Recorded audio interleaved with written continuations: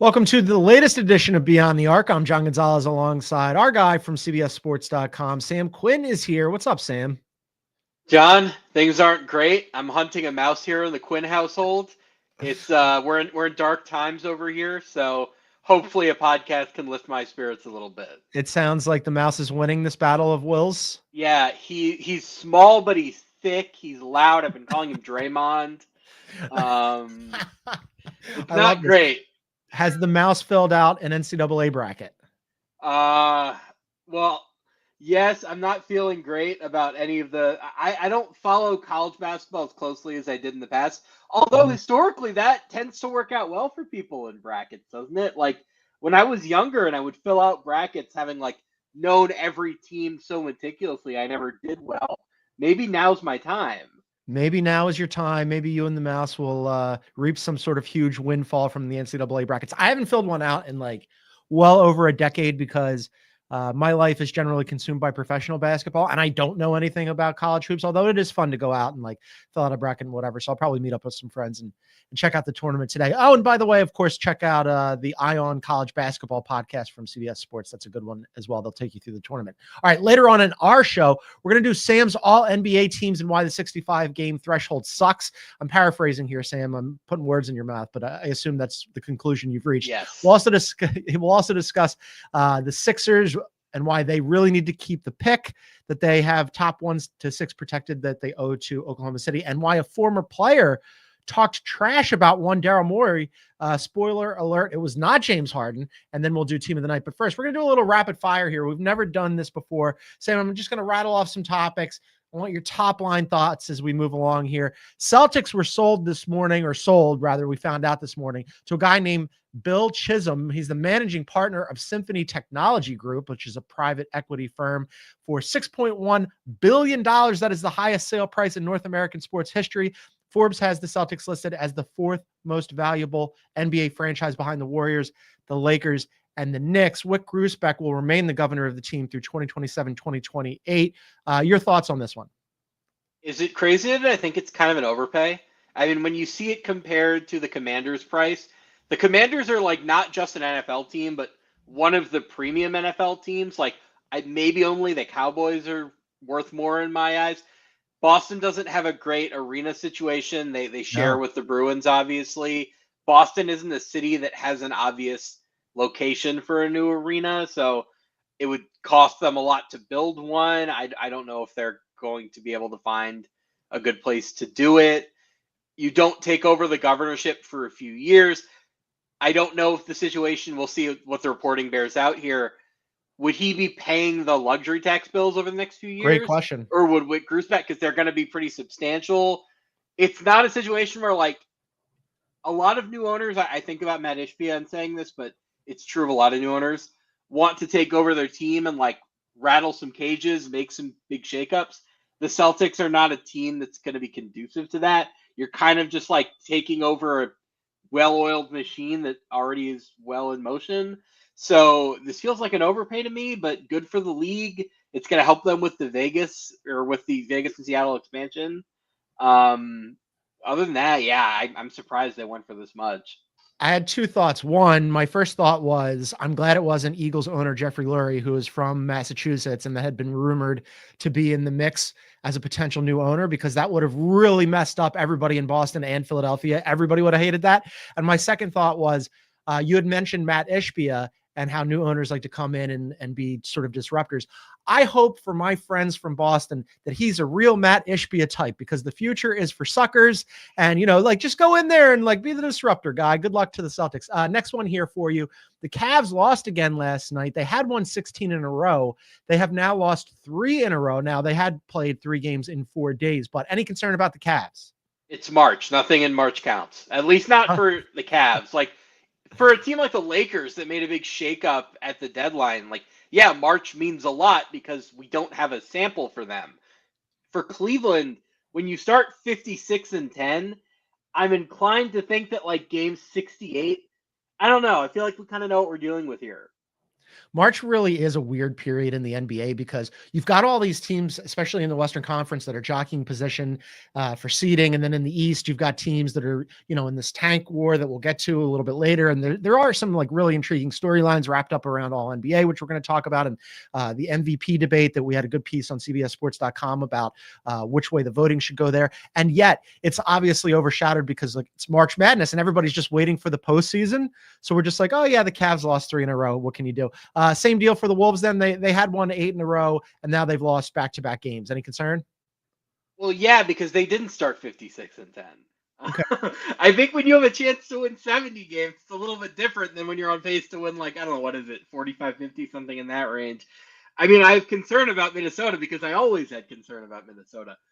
I think that winning streak, I'm not going to sit here and say it was fake, but, like, there was way too much noise around, like, sounds like you're saying Julius it was fake. Randle's figured it out. Like, no, Julius Randle's fine. Like, Rudy Gobert getting back is helpful. They're getting healthy. There's talent there. Like, okay, like they might be the 7th seed. Like, great. I think they're going to lose in the first round, but I thought that a month ago anyway. Either or choices for you here. You like them better or the Clippers? I think the Clippers have a higher ceiling. We've been doing this all year with Kawhi. If Kawhi's healthy and Kawhi looks like he has at his best, like now we're talking with the Clippers. Like they could be a team that could really upset a very good team. With Minnesota, I just think when you get to like scoring late in big games, I just don't think they have it. Like I just don't think teams are going to guard Randall as a shooter. And then his playoff history with the Knicks was obviously pretty spotty. Now he was hurt for one of those runs, but like him getting totally shut down by DeAndre Hunter a few years ago felt pretty telling. I think Minnesota, they need to make some big changes over the summer. I don't think they have anything. All right. Wolves or Kings? Wolves, because like it's the Kings. I never took them seriously. I don't know what you want me to say. They have like 2 good defenders on the entire roster. Like, no. Yeah, they had. I mean, defensively, they're a massive problem.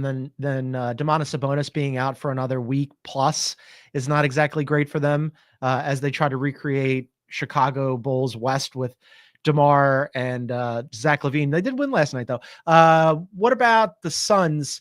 So the Suns, they are now in 10th place in the Western Conference. Are you excited about this? Matt Ishbia did say that he thinks they're going to be a tough out.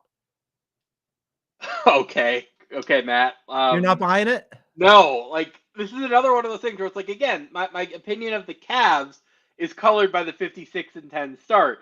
My opinion of the Suns is colored by the 60 games we've already seen where they've been like a 500 team. Like I was about to say, like, okay, I guess congratulations to the Suns, but like, are we really going to congratulate them for existing in the same conference as the Dallas Mavericks? Like, they're not number 10 because they've earned it. They're number 10 because Dallas has dropped it.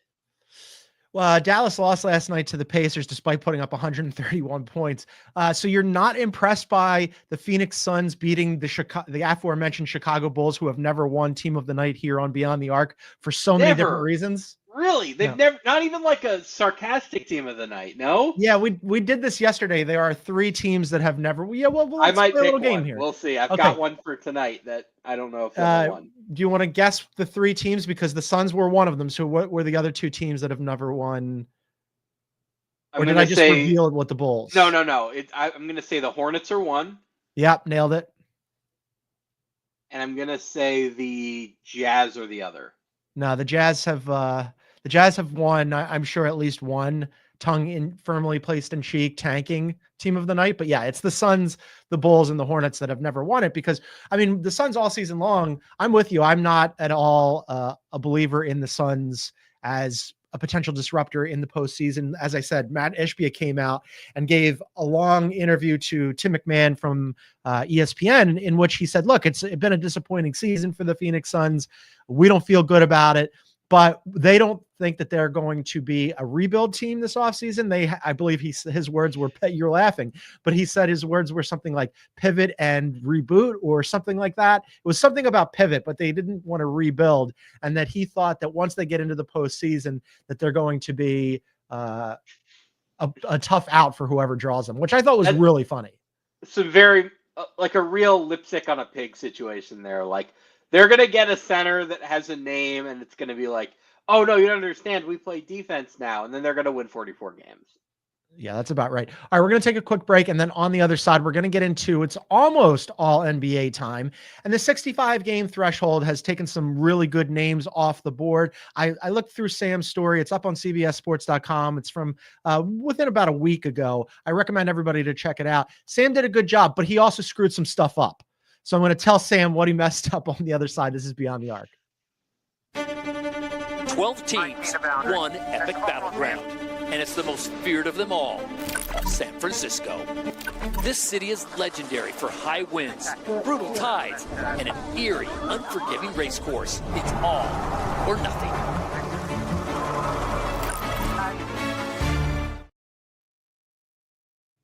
All right, welcome back to Beyond the Arc. A reminder, you can get us wherever you get your favorite podcast. Please download, subscribe, leave a review, and then if you're listening on Spotify, you can leave us a comment on this episode. If you look below the play button on the Spotify app and in full screen mode, you can tell us what you think about the show. All right, Sam's all NBA.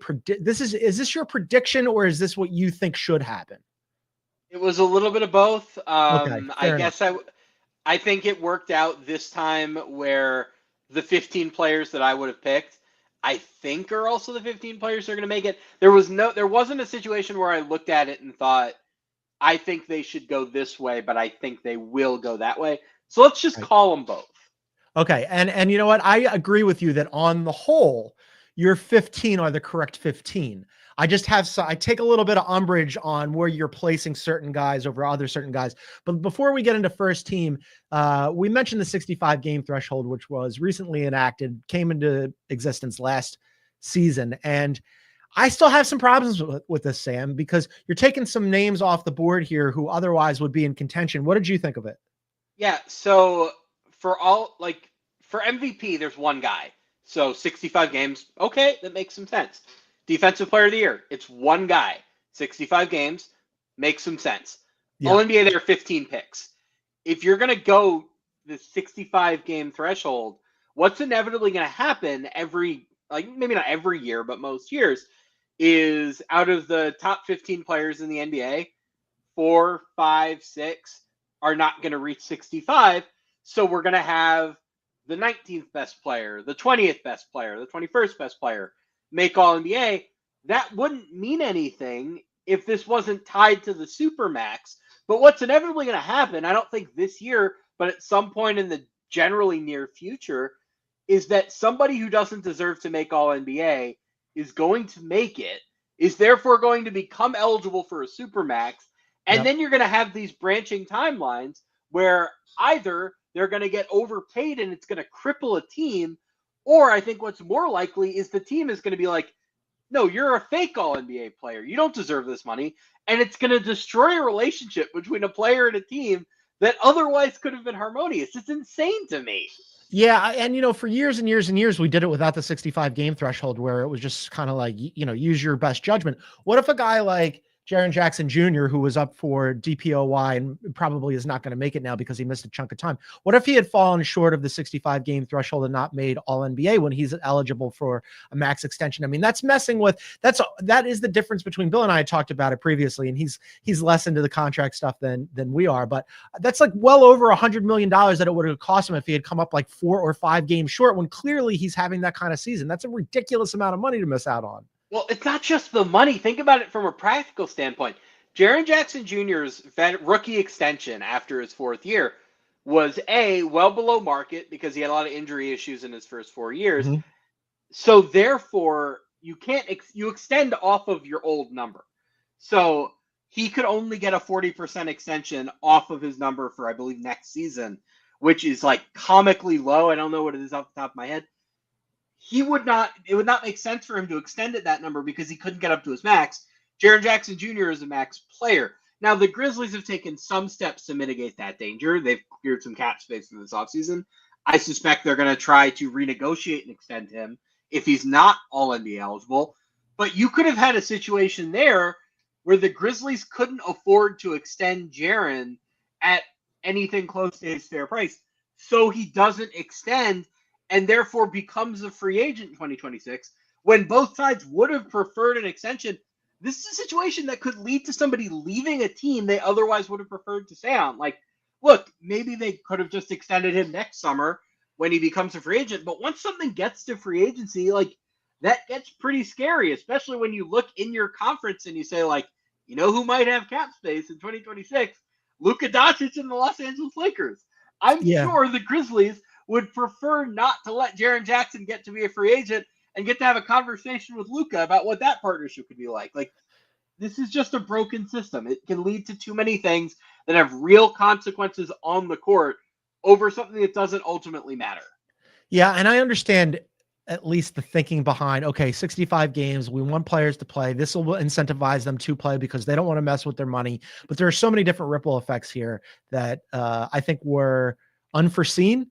And now, we'll see whether, as you mentioned, these alternate timelines that might pop up. All right, let's go through your all NBA teams. Your first team, I think, universally, there's 4 guys that everybody has on it. It's SGA and Joker, and they're going to end up 1-2 in the MVP voting in whichever way they end up. By the way, in the straw poll for CBSSports.com, which way did you go on the MVP vote?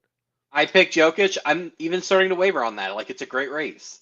Yeah, it is a great race. And I think we discussed this on yesterday's show, but I think for the hoi polloi, maybe some casuals, they think that it's SGA and he's locked in because of the narrative. And then everybody else that like follows this thing for a living is like, no. Joker's numbers are kind of undeniable here. And it's much closer than you think. But anyway, those 2 guys, 1 and 2 in whatever order you have them. Giannis and Tatum, 3, 4 in whatever order people have them.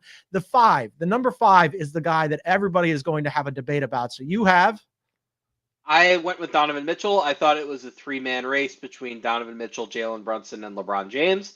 2 of those guys got hurt. It made the decision for me. Okay. And this is my first net that I will pick with you. Look, Donovan Mitchell is a very good player, and you could argue that he's the best player, although Evan Mobley might have a case there, on the best team in the NBA this season, the Cleveland Cavaliers, despite the fact that they've now lost 3 in a row. However, yes, LeBron got hurt, but you even made the case in your piece, as you mentioned, only 2 players in the NBA are averaging 25, 8, and 8. One of them's Joker. The other one's LeBron. Yes, he got hurt, but that team was flying before they traded AD, when AD went down, because LeBron, who hadn't been playing well to start the season, everybody was hemming and hawing about his defensive numbers and his on-off numbers, all of a sudden figured it out. Then Luka comes in. He looked great. I'd have LeBron first team before I'd have Mitchell, and I'd have Jalen Brunson first team before Donovan Mitchell as well, because as you mentioned, Jalen Brunson, he's the engine that makes that team go. He's been incredible in the clutch, 52.2% in the clutch, a 16-8 record in the clutch when Jalen Brunson is out there. I just think those 2 guys have meant more to their teams this season than Donovan Mitchell, who's having a great year.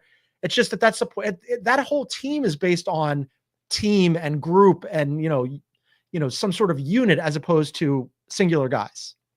I think this is an important distinction, though, because I think Cleveland gets to be that based on team and depth and all of that because Donovan Mitchell allows it. I think there are a lot of stars that you could put in that situation who wouldn't buy into this new system that Kenny Atkinson brought. Donovan Mitchell's like, his scoring volume is lower now than it was in the past. He's playing so efficiently and buying in so definitively to the way Kenny Atkinson wants to play that has really empowered Darius Garland and Evan Mobley to help make this team what it is, right? Like, I think if Jalen Brunson is on the Cavs instead of Donovan Mitchell, he probably maintains more scoring volume as he has in New York. I mean, he's lowered with Karl Anthony Towns there, but not to the extent that Mitchell has. And maybe the team doesn't look quite the way it does. I would also say that Mitchell is a better defender than Jalen Brunson pretty definitively. And LeBron, like, I think if you just isolated the best stretch that any of them had, LeBron from December through February, or January through February, let's say, was the best of the 3. Yes. But that's only like part of the season, right? We're going to get into this with a couple other players. Like, the whole season counts equally. I know that our instinct as human beings is to think about what we saw the most recently. The LeBron of like January 18th versus the LeBron of October 29th, very, very different players. Yeah, okay. I mean, but it was early, and the guy's 40. I'm grading on the 40-year-old curve, where LeBron James is putting up numbers that are very similar to his last MVP season from 2012, 2013. I mean, that to me, here's another thing that I do for you and explaining why you, Sam, are wrong and I, John, am correct. If you took LeBron off of the Lakers and put Donovan Mitchell onto the Lakers for that stretch. Do you think that the Lakers are cruising and in contention for the number 2 seed in the Western Conference? No, probably not. I don't think that Mitchell can do defensively what LeBron did in that time. And I think LeBron's like his ability to toggle between high usage, everything runs through me, versus Luka's here. I'm going to be more of a catch and shoot guy. I'm not going to monopolize the offense in the way that I have. I think LeBron's ability to scale is, I'm frankly more impressed with it than even I thought I could be. I mean, look, we're learning something new about a guy at 40 that, I mean, look, everybody else would be retired at this stage of his career. Like, yeah, it's amazing to me to think the LeBron we saw in January is so distinct from the LeBron we saw in February, which in itself was also distinct from the guy we saw in October, who was just much worse. Like, I'm not going to fault you too much for picking LeBron. I'm also going to say he has a negative point differential for the year. Like, the Lakers have lost his minutes overall. That is pretty meaningful to me in the context of first team All-NBA, when the guy that I picked is on a team that's going to win 67 games. It's really amazing that we're even having this conversation. If you had said to me preseason, by the way, you and Sam are going to have an argument over whether or not LeBron should be first or second team All NBA, I would have just fallen off of my chair. It's a real testament to what LeBron has done. Let's take another quick break, and then we'll continue with second team and third team All NBA picks from Sam, and then the guys that missed the cut. And then we'll also discuss a former Sixer who did not have kind words for one Daryl Morey. All of that coming up on the other side. This is Beyond the Arc. We dig it. Do you?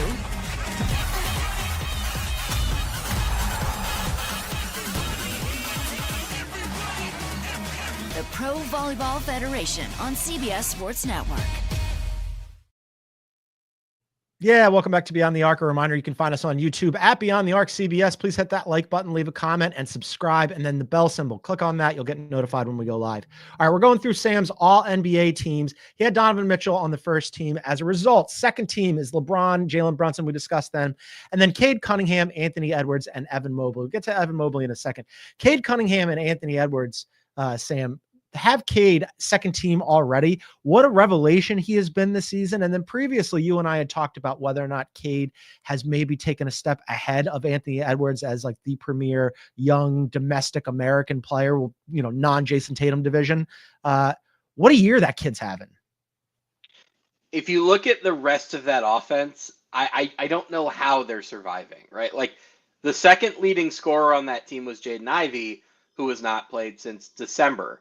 Yep. Third leading scorer on that team is Malik Beasley, who comes off the bench, and a year ago was making a minimum salary. Like, how is this happening? And it's like, because the he's defense good. Is clearly the catalyst there, but for him to be carrying an offense to that extent a year after they lost 28 games in a row, like, I don't think Anthony Edwards could do that. I don't think that really, I don't know how many other guards in all basketball could do what he's doing right now. The playmaking is so incredible. The scoring from all three levels is so incredible. Like, the Pistons, I think, are like a year and a half ahead of where I would have had them. I assumed this was going to be another lottery season. That it's not is a testament to the fact that, like, Cade Cunningham is doing everything for them. Yeah, he really is. And you and I both really love Cade, and we had on a previous show a discussion about how he's sort of bigger facsimile of SGA kind of situation. Not to say that he's ever going to be an MVP, but between Cade and Anthony Edwards, more likely to win an MVP sooner. I'm going to say Cade just because the Pistons have a lot more room to grow as a team. Like, I'm very nervous that the Timberwolves have already peaked with last year's Western Conference Finals trip, and the next few years are going to be kind of like they're going to stagnate.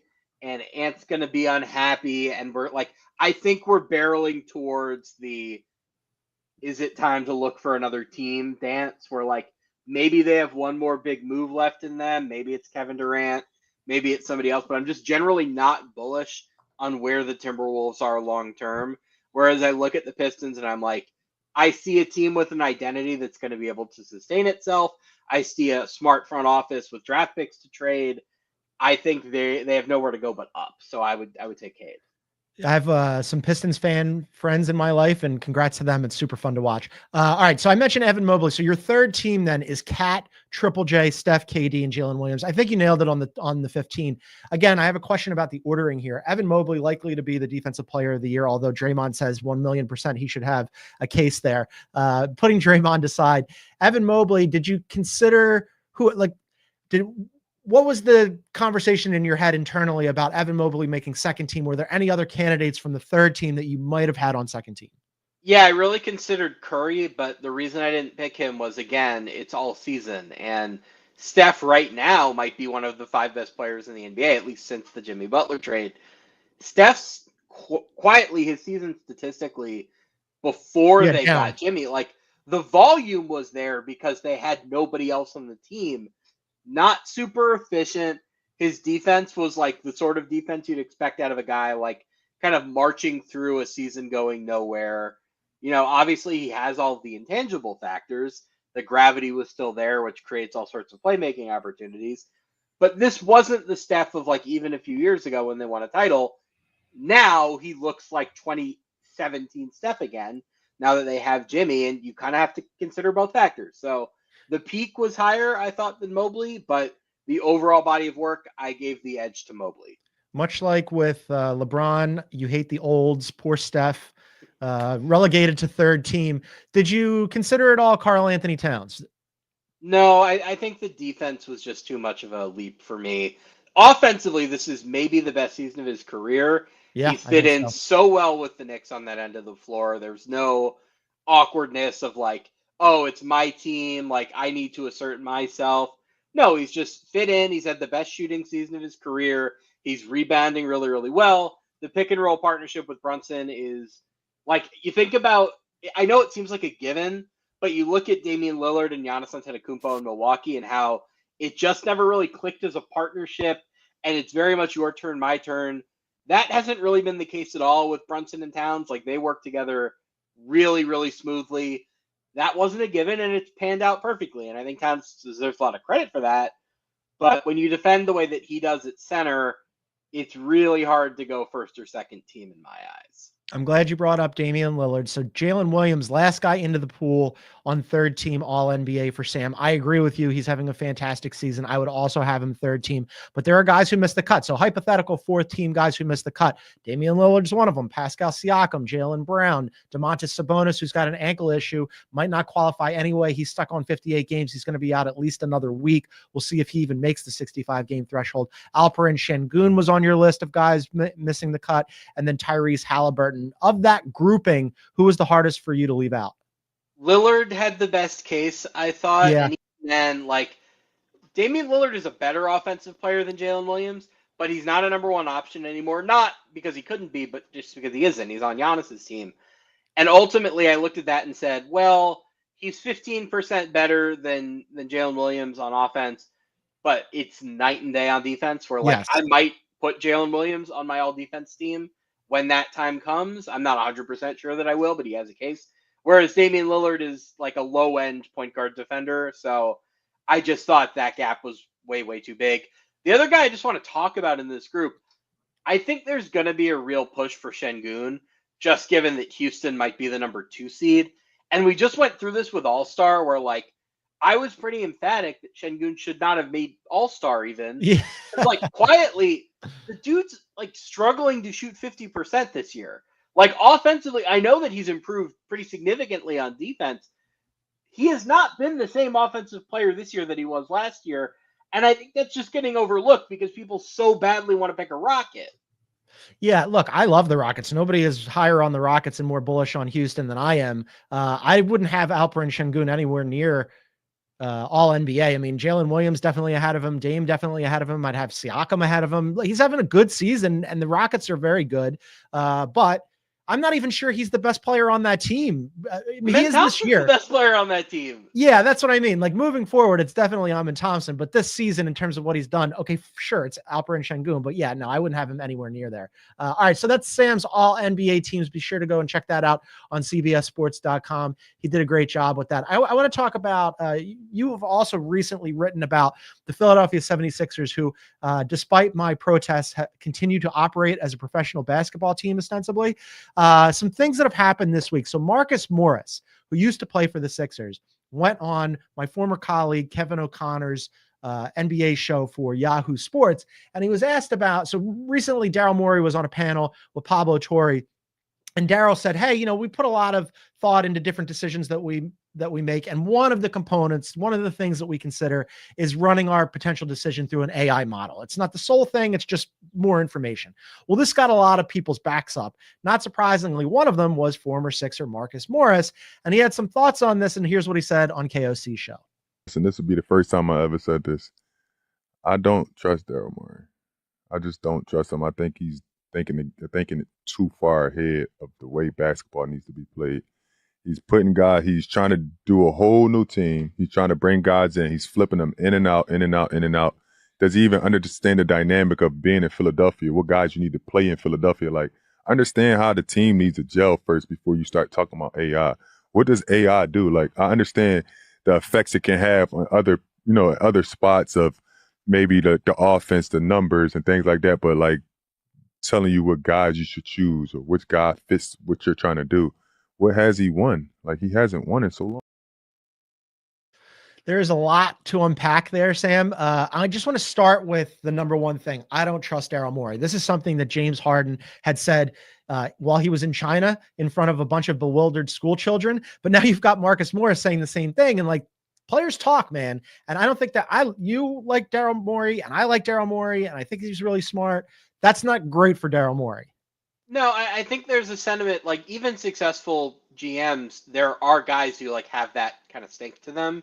Where like, remember when Danny Ainge was like at the peak of the Trader Danny mania? Sure. And like there was a real feeling among like any player in the league, like he could have prime Michael Jordan, and if you offered him enough picks, he would trade him. I do think even if you're a very good GM, the ability to garner trust in your players is meaningful, and it's not an area that Daryl excels. Like, the James Harden thing is significant. I mean, I think we can say what we think happened, which is that a certain contract parameter was discussed, unofficially agreed on, maybe, that Daryl ultimately didn't deliver on. That's something that's like, it's not enforceable. It's not like James Harden could have forced him to give a contract that was agreed to unofficially. But you're right, players do talk.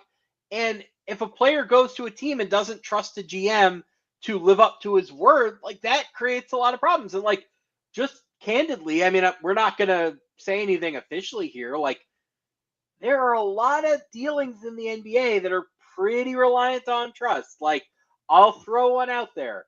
Remember when the Nuggets won the championship and Reggie Jackson was barely a part of that for them? Didn't really play in the playoff rotation beyond, some spot minutes. Then Denver turns around and gives him the mid-level exception in free agency. And we all thought it was kind of nuts because, like, why are you giving that to somebody who's not helping you? Well, the answer we assume is that was agreed upon in advance as part of the buyout agreement. It didn't make sense for them, but Denver lived up to their word. I don't know if that's what actually happened. It's what we all assume happened. There are a lot of dealings around the NBA that operate on that principle, where things are agreed upon and there's a layer of trust between team and agent and player that like kind of keeps the wheels moving on the league. And Daryl, I don't think players rather trust him to hold up that end of the bargain. That can be pretty significant. So I get that. That being said, Marcus Morris saying what has Daryl won? Well, the answer to that is a whole lot of games, because he's been a general manager for 18 years, and this is the first time he's ever going to finish below 500. Literally. Like, I understand the criticism. I do not think Daryl Morey is a perfect general manager, but I think he's a very, very good one. And if you're going to have a flaw in the way that you build teams consistently, I think chemistry is probably the best one to have. I'd rather have a GM who struggles to build team chemistry than a general manager who struggles to acquire talent. That has never been an issue for Daryl Morey, and that's the hardest thing for a team to do. Yeah, let's take these. Like I said, there's a lot to unpack here. So, what is the one component of it? He hasn't won in so long. I mean, look, this is his first season with a losing record, and he's been one of the best general managers. And I think I've talked to him a bunch. He's a super smart guy. You want somebody who has an idea and takes big swings. And sometimes I think maybe for certain people, especially with the AI modeling, because in so many different businesses, up to and including ours, especially, there are a lot of people who feel a certain way about AI, and like they hear that and immediately like they pull back and go, that's not great. I don't feel great about that. In Daryl's position, where he's using that as a component to make his decisions, I get it. But what Marcus was saying, Markeith and Marcus are both from Philadelphia. As a Philadelphian, that was something that resonated with me. Like that team building thing is not something that I think should be overlooked. And like you kind of, I'm going to push back on your pushing back about it being like not as important, because playing in Philly is its own beast. It really is. And I know it's hard for people who aren't from Philadelphia to understand that. But I remember like one of my first jobs out of college was in Dallas. I went down to Dallas. I was a columnist. I was covering the Mavs. They had Dirk and Steve Nash back then. That's how old I am. And Michael Finley. And I remember thinking like the press corps was like a bunch of pussycats. Like they were just like super soft gloves. And then like in Philadelphia, it's the media goes for your jugular, the fans go for your jugular. It's a hard place to play. So I think like understanding that and how to put a team together and how guys fit, that's not nothing. And Daryl, I thought, did a good job rebooting this thing on the fly, but chemistry is a component here. Well, no, I do think that's valid. What are the specific moves that indicate that he doesn't understand Philadelphia? I guess the logic there would be like, oh, Paul George with his lack of self-awareness and his podcasting. But like, I'm sorry, if you can add Paul George without giving up any other players, which they did, they signed him as a free agent. Like, we all thought that was a great idea. It hasn't panned out, but like they added an all-star without giving anybody up. So I don't know what's the implication here. Like, who does he think doesn't make sense for the city of Philadelphia on that team? Yeah, this is one of those situations where I was discussing this with Bill earlier this week. All the moves that Daryl Morey made this offseason, as they're rebooting the thing on the fly, and they go into the offseason with like basically two guys under contract, RIP Paul Reed. We'll just talk about Embiid and Maxey, and everything else had to be done in haste. And they identify Paul George and, hey, we can sign him for cap, and they make some other moves on the peripheral. And like, I was like, okay, all these I'm on board with. And then in retrospect, there's a whole bunch that I'm not on board with. And that's not his fault. It's just like, man, if you could get off that PG contract, that would be amazing. Now, he did end up, and this is another thing that I wanted to discuss with you, he did end up getting off of Caleb Martin, which was a bad deal. And he got Quentin Grimes, who might actually be really good and is on a heater recently. I don't know if it's good stats, bad team sort of situation where it's NBA silly season and he's filling it up. But Quentin Grimes is younger and better and cheaper than Caleb Martin. So that was a really good under the radar move that I think not great for Nico Harrison and looks really good right now for Daryl Morey. Where are you on the Quentin Grimes move? Okay, so I kind of want to talk about this in layers. Like, let's start with the Quentin Grimes, like his play. I think this is like closer to real than fake. I've dug into this. Like, my initial instinct when I just saw the big numbers, right? Like, oh, yeah, and you can see the numbers here against... for Quentin Grimes on his last 6 games. He's just filling it up. Like, when I saw, oh, he scored this many against the Warriors, and it's like, oh, 25 again. Like, oh, 35. Like, my instinct without watching the games was like, oh, he's probably just having a really hot three-point shooting stretch. That's not really the case. His three-point attempt rate in Philly is lower than it was on any of his other teams. He's shooting like less than 40% from three. It's not just three-point shooting. He's shooting like 70% at the rim.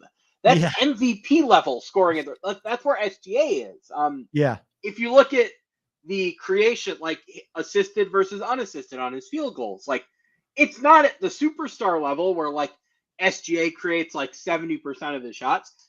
It's at like 50%, which is the lower end star tier, which is like, that's where Tyler Hero is. That's where, guys of that range, the low end all-star, high end starters are. If you look at his drive numbers, he's driving at roughly the rate that like Zach LaVine does and Anthony Simons, like guys who are very high-end offensive players. He's doing that while also like not being a terrible defender like so many of those other guys are. Like, I don't know if this is something where you're going to like expect him to average 25 points a game next year, because of course not. When they have everybody, he's going to have the ball less. But are we learning that he's much more capable with the ball in his hands than we maybe thought 2 months ago? I think the answer here is a pretty emphatic yes. And if that's the case, and you combine that with the defensive tools that he has and the three-point shooting and the fact that they gave up Caleb Martin to get him, Yeah, I know. I think we can look at this as like an unmitigated success for Philly. Yeah, it's found money for them for sure. I definitely want to see them with him next season when ostensibly everybody is healthy, because his usage rate will drop and his counting stats will likely drop as a result of that as well. But yes, this is a much better player to have than Caleb Martin. But I'm still a little bit concerned about the Sixers all the way around, because again, they've got some issues about what kind of PG are you going to get next year? What kind of Embiid are you going to get next year? What's Maxey going to look like? Which is why I have been super focused on this pick that they owe to Oklahoma City. They lost to Oklahoma City last night. Zombie OKC. 4 out of their 5 starters sat. Only Chet played, which is really hilarious. Sixers still found a way to lose that game, Sam. That pick is protected 1-6 to Oklahoma City at present because of that loss to Oklahoma City. The Sixers have the 5th worst record in the NBA, which means that they would have a 64% chance to keep the pick. Explain to people why it's so important that they do so. Okay, so there are a few things going on here, and I also want to tie this back to Quentin Grimes for a second. Okay. Often, like, players will be, for like indifferent about where a team lands on lottery night. Quentin Grimes is in the very unique position of actively, like, it being better for him if the Sixers lose their pick. Sure. Because he's going to be a restricted free agent, and restricted free agents have a very hard time getting paid for a variety of reasons. You usually need to get paid by your own team as a restricted free agent. Philly has so much money on the books that them adding another $8, $9, $10 million for a high-end rookie would just make it harder for Grimes to get paid. So he's like trying to win them games, both to like, sell himself as a free agent, but also because like he needs them to have as much cap flexibility as possible to pay him. Now, for them, they need to lose these games because, my God, like, yeah. Can you imagine going through this specific season yes, and not having a pick to show for it? That would be a total disaster. Now, if they do get a pick, even if it's number 6, you can divorce yourself of the Embiid and the George situations to an extent and just kind of say, here's our core. We have Maxey, we have McCain, we have Grimes, and we have a top 6 pick. Is that the Thunder? No. But is that pretty promising? I think I'd say so. With the added caveat here that as bad as these contracts are, Jared McCain is going to be making rookie money for the duration of the Paul George contract. You can't say that they cancel each other out, but it helps that when you have one bad, super expensive contract, you also have one cheap, very good rookie contract. If you keep your pick, it sort of serves the same function with Joel Embiid, right? Where like Joel Embiid making $55 million next year, that's bad. But if it's 55 plus $10 million for Cooper Flagg, and it's like you have $65 million going to Joel Embiid and Cooper Flagg, well, that makes a lot more sense, is a lot more palatable for you as a front office. So you need these cheap rookie deals to balance out the ultra expensive deals that you already are locked into. And since they are so expensive as is, they just don't have any other way of adding significant talent. It's draft and get surplus value that way or bust. Yeah. Well, which is why I've been saying to you to explain, because you did a piece as well about how the Sixers have been one of the more successful or the most successful lottery teams. I got to stop you there, vintage. John. Go ahead. They're not more successful. They're Lucky. luckier. That's the important distinction. If you look at how many net draft spots they have gained via the lottery system, it's like twice any other team. It's nuts. And it doesn't matter because they're going to screw it up anyway. And or what I was saying to you when it's either boom or bust here, I think it will ultimately redound to bust because this thing has been like barreling towards them missing the postseason and also ending up with like the 7th pick, and that's shipping to Oklahoma City and Sam Presti identifying somebody who's going to be a perennial all-star moving forward. So I'm looking forward to that. I will say, however, last point on the Sixers, and then we're going to do team of the night, that this last few, I would say, weeks/month of the Sixers has been so much more enjoyable than the beginning of the season, where everybody was just kept telling me, well, wait until Embiid comes back and Paul George when he gets healthy, and they're going to have those 3 guys with Maxey, and they're going to be a postseason contender. And, who knows what happens once they get into the playoffs. And I kept saying, no, like the longer this thing goes on, the less confident I am in Embiid. Whereas this past month or so, when it's just been, the Sixers are getting back to their roots. Can they lose tonight? That's something I understand. I can get into a tank.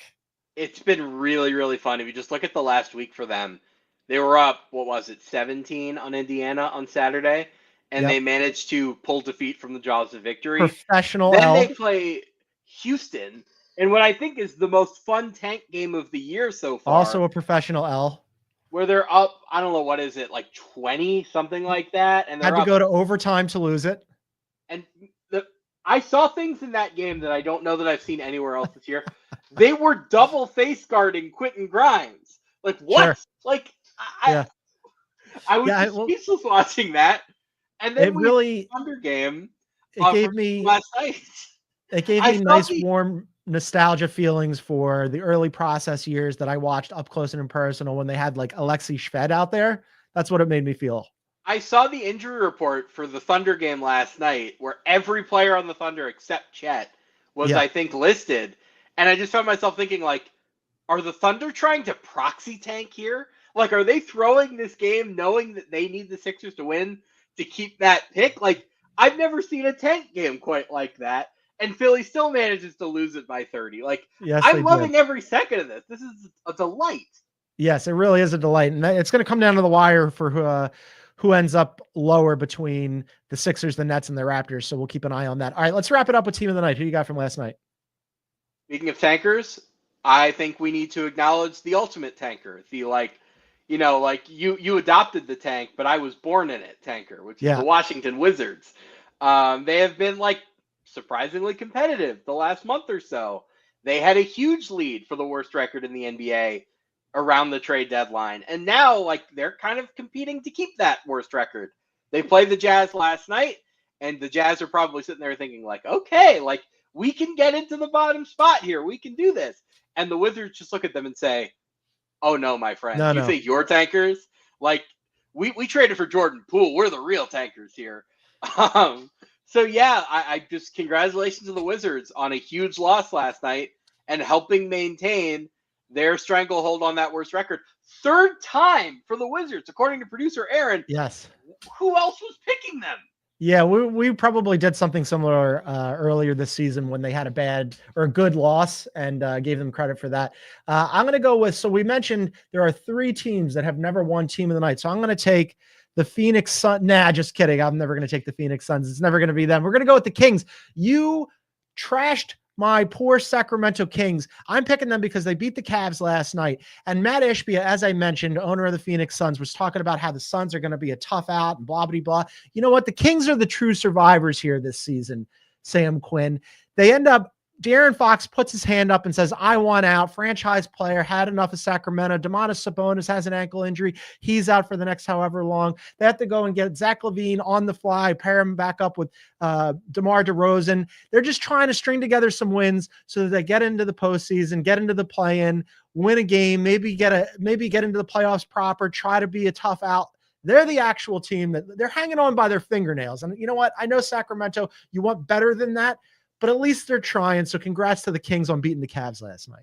Well, congratulations on being team of the night. You will never be team of the any time period longer than a single night. I don't know, what's this all for, John? There's not going to be a team of the month in their future. There's not going to be a team of the week. There's not going to be, maybe they what's can this be all team for of is the a very rounds? What's this all for is a very existential question that we don't have enough time for, but that's the 6th time for the Sacramento Kings winning team of the night. That's going to do it for us today. We're going to be back tomorrow. Rather, Bill and Brad will be back tomorrow. In the interim, though, make sure to check out all of Sam Quinn's stuff on CBSSports.com. What do you got cooking? So NCAA tournament starts this week. I wrote about Cooper Flagg and the best fits for him. You'll be shocked to hear Philadelphia 76ers high on that list. I'm rooting for him. Sure. I don't know why you would do that to poor Cooper Flagg. Wish that voodoo on him, but we'll see if it comes to pass. A nice As I boy mentioned, from Maine entering that Philadelphia Marcus Morris-esque media nightmarescape. That could be fun. I hope he understands what he's getting himself into if that comes to pass. We'll see if it does. As I mentioned, Bill and Brad back at it live on YouTube tomorrow, 12 p.m. Eastern. You can find them at Beyond the Arc CBS. But for now, for Sam Quinn, I'm John Gonzalez. Thanks for tuning in, everybody. See you tomorrow.